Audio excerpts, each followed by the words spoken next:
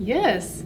Yes. We're studying again. We have to study. Yes, we do. No matter how much you don't want to anymore. Yes, let's study some more. So we're going to study with the rest of our synovial joints, starting with where the vertebral column hits the skull. So you see the occipital bone. The occipital condyles of the occipital bone are going to articulate with the atlas. That's kind of terrible. All right, so here the atlas is going to articulate, allowing the skull to say yes. This is going to be one of our condyloid joints.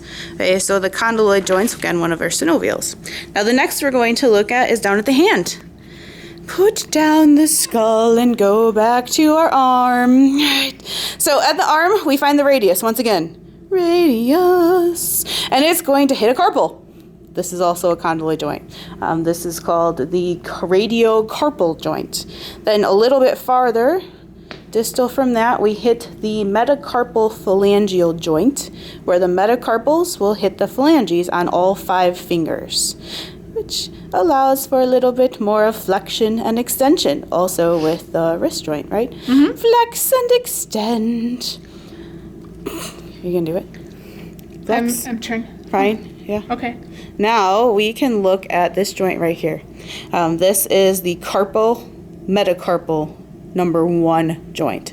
This is considered a saddle joint, which you can see the saddle allows for a little bit more movement.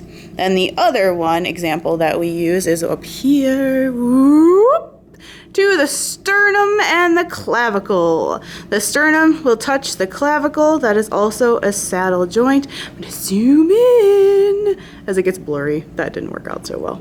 Production value. We're really good at that. Right?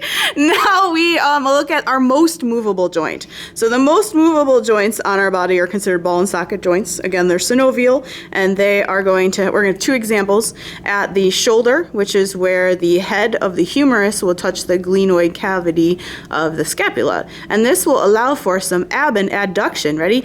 Abduction, adduction.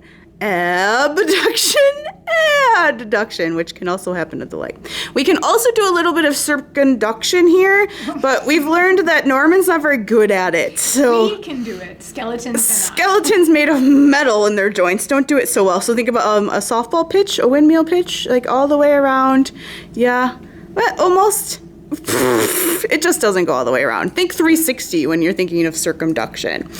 Now, as we look at the other last joint of all of them, we are looking at the hip, right? The hip joint is going to be the head of the femur articulating with the acetabulum of the coxal bone, also giving us much more range of motion. But because of that socket, there is less range of motion in the human hip than there is in the human shoulder.